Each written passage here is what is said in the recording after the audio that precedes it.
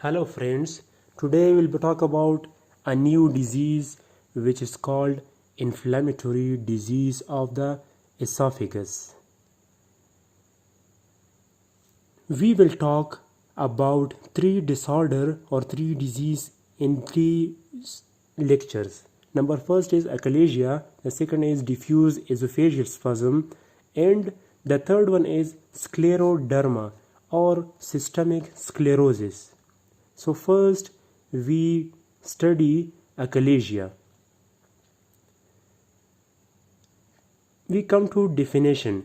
It is a motor disease of esophageal smooth muscle in which lower esophageal sphincter doesn't relax while swallowing, and also peristaltic movement are lost.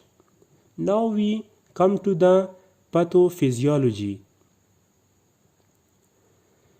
In this case, vagus nerve branches degenerates in esophagus, and in myenteric bundle ganglionic cells decreases.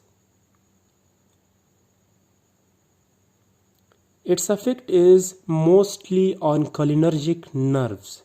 So, at the end, due to nitric oxide absentation, lower esophageal sphincter can't be dilated. Now we come to the clinical feature. The first one is chest pain. The second one is dysphagia, and the third one is regurgitation. At first, its symptoms occurs with solid meals, and after a period of time it also happens with liquid. Half of patient will have substernal chest pain which doesn't has any connection with exercise and eating, like in heart disease. Usually this disease occurs in young peoples, in which case this is called vigorous achalasia. Another symptom is it may cause aspiration. If in reflux esophagitis heartburn stops and dysphagia becomes more prominent, it means esophagitis has changed to achalasia. It is a chronic disease. Dysphagia and weight loss may occur in months or years. But if there is carcinoma with achalasia, weight loss will be very quick.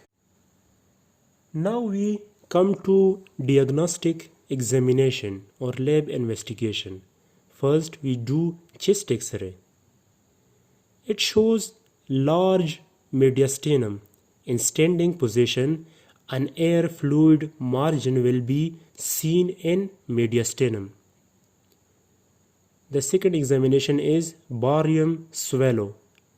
Dilated esophagus will be seen, and swan neck deformity in severe cases. This shows swan neck deformity to us.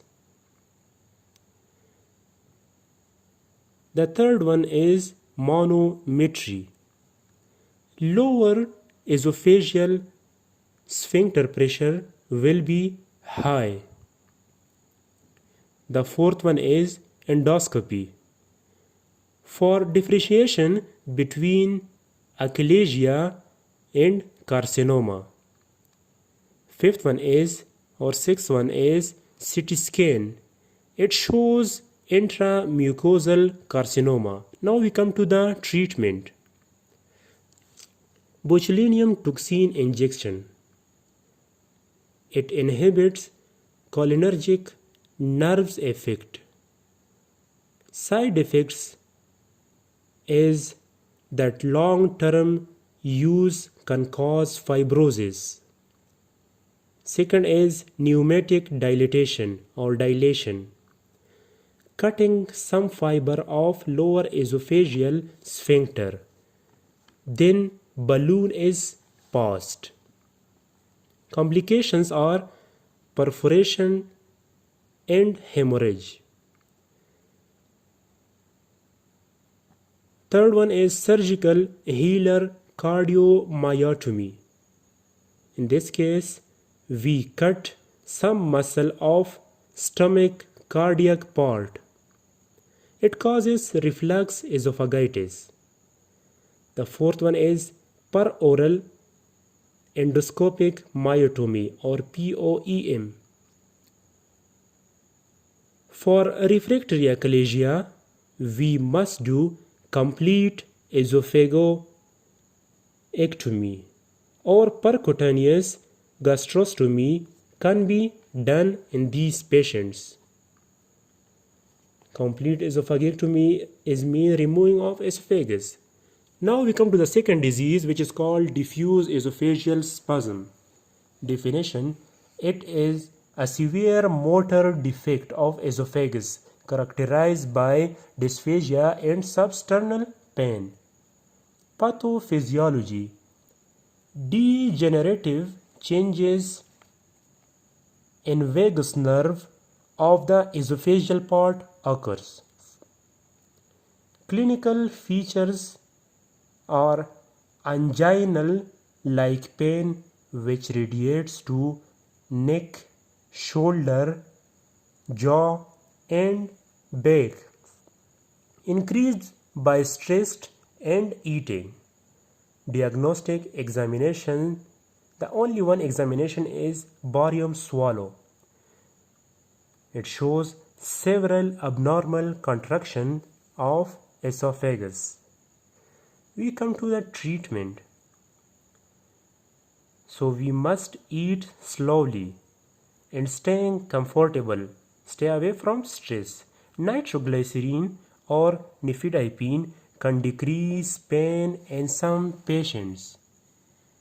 The third disease is scleroderma. We will talk about scleroderma in our next lecture.